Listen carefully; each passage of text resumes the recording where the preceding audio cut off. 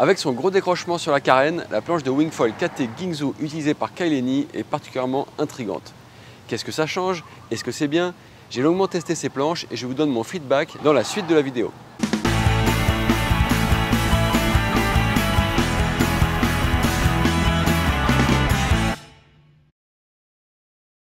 Salut les copains et bienvenue sur la Water Sport Zone, la chaîne des conseils techniques et des conseils matos en wingfoil, mais aussi en windsurf, en kite et en stand-up paddle.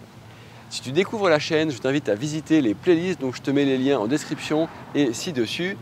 Tu vas voir, avec plus de 100 vidéos, tu as des tonnes d'infos à dispo. Alors un conseil pour ne plus rien rater à partir d'aujourd'hui, abonne-toi et active les notifications.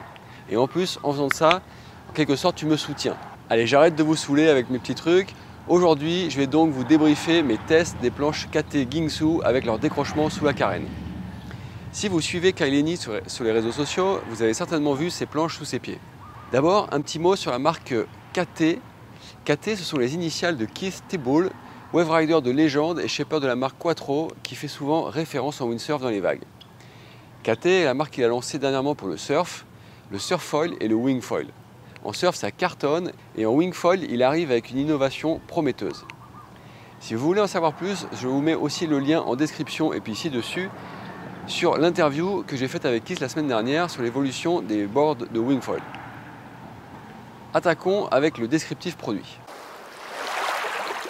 Avec un shape original qui ne ressemble à aucun autre de ceux que l'on a déjà vu sur le marché, il y a beaucoup de choses à dire sur cette Gingsu dont le concept de step bottom, c'est-à-dire de carène à décrochement, a été breveté par KT aux US et en Europe. J'ai donc essayé d'aller à l'essentiel. La première chose, c'est que ce modèle est proposé en pas moins de 11 tailles, de la plus petite en 26 litres à la plus imposante en 120 litres.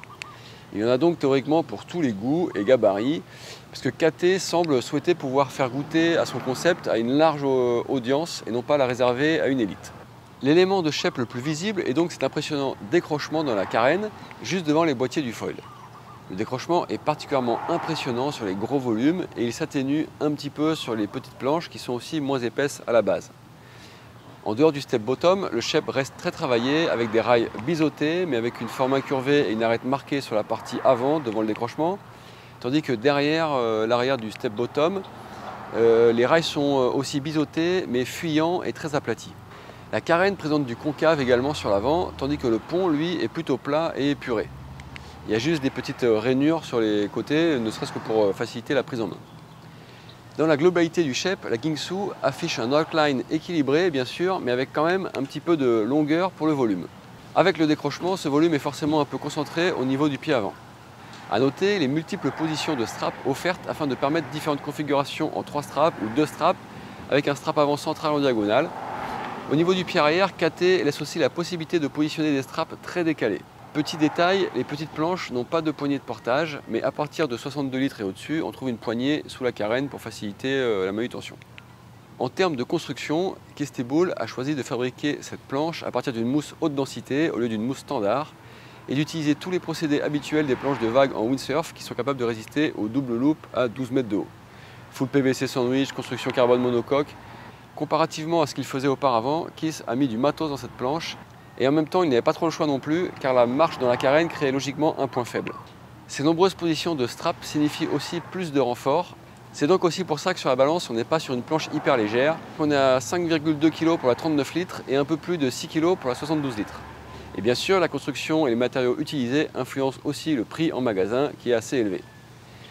Livrée avec 3 straps et un pads intégral MFC, la Gingsu se trouve à partir de 1 995 € pour la 4.3 donc en shop.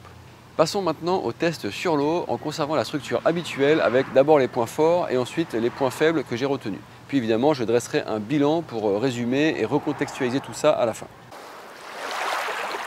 Alors les points forts sur l'eau. Donc qu'est-ce que j'ai retenu? Enfin je vais essayer de les prendre dans l'ordre et aussi les différencier un peu parfois selon les types de planches, entre les petits volumes qui coulent et les planches qui flottent. Car ce qui est un avantage sur une taille ou un profil de rider donné peut être neutre ou un inconvénient pour d'autres cas. Donc pour prendre le point de départ avec les planches qui coulent, c'est l'assiette sous l'eau qui est très intéressante.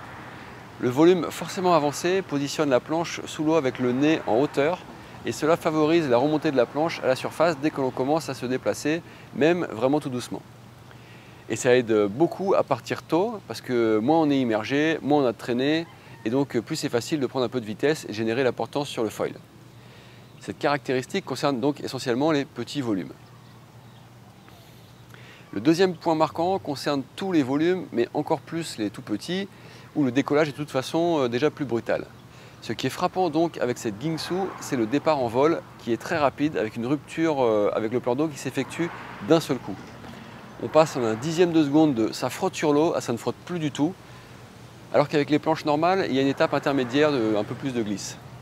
On sent que la carène est libérée plus rapidement et ça permet aussi d'accélérer plus vite. Une fois en vol, j'ai aussi beaucoup apprécié la raideur longitudinale de la planche qui amène une connexion directe avec le foil sous le pied avant pour une sensation de contrôle et de précision très sympa dans la gestion de la hauteur et également évidemment dans le pumping en termes de transmission. L'espace libéré à l'arrière semble aussi offrir un peu plus de hauteur pour pomper. Enfin, dans certains mouvements, on a l'impression que la planche va moins toucher. Globalement, en navigation, je pensais qu'avoir le foil dans le décrochement diminuerait la hauteur de vol utile et bizarrement, je n'ai pas ressenti de gêne de ce côté-là sur l'eau. Évidemment, comme avec toutes les planches, j'ai quand même expérimenté des touchettes sur le plan d'eau et j'ai été assez frappé par leur douceur et la rapidité avec laquelle la planche remontait. Sur le rail, les frottements déséquilibrent vraiment peu, si ce n'est pas du tout. C'est hyper fluide. Sur les touchettes plus à plat, ça ne freine pas beaucoup. Certainement aussi grâce au fait qu'il y a moins de surface à créer du frottement, puisque en fait, l'arrière, sur une touchette, l'arrière ne va pas toucher. Autre point qui m'a marqué sur l'eau, et pour le coup ça rejoint ce que la marque met en avant, c'est le contrôle et la sensation directe ressentie sur le foil, cette fois en termes de conduite, de maniabilité et de réactivité. Là on est plus sous le pied arrière et ça concerne tout ce qui est virage. Comparativement au volume de la planche, l'épaisseur de mousse et de carbone entre le pied arrière et le foil est faible et ça se ressent nettement. On a la sensation d'avoir sous les pieds une planche plus petite que son volume et ça c'est particulièrement agréable. Ce point est génial sur les petites planches qui sont ressenties encore plus petites, mais tout de même avec de la flottabilité. Mais c'est aussi super sur les planches plus grosses qui deviennent d'un seul coup en fait beaucoup plus fun. En ce sens, même si on parle quand même vraiment de sensation plus que de performance pure, le concept apporte vraiment une valeur ajoutée sympa. Et pour ceux qui aiment sauter et balancer des tricks, le compromis entre le volume et la capacité à repartir vite sans couler après une réception est aussi assez intéressant. Enfin, j'ai aussi bien aimé la variété de positions de strap offertes. Moi personnellement, je ride avec une configuration de strap assez classique en V, donc avec 3 straps.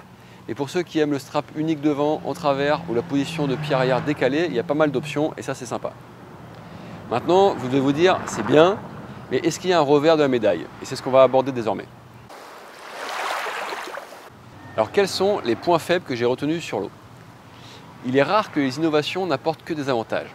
Dans ce cas, la balance entre les bénéfices et les inconvénients est selon moi largement avantageuse, mais il y a quand même quelques points soit négatifs, soit qui demandent un petit peu de s'adapter. Par exemple, sur les petits volumes, l'assiette sous l'eau de la planche avec le nez vers le haut, c'est différent et ça demande de changer un peu sa manière de contrôler la planche.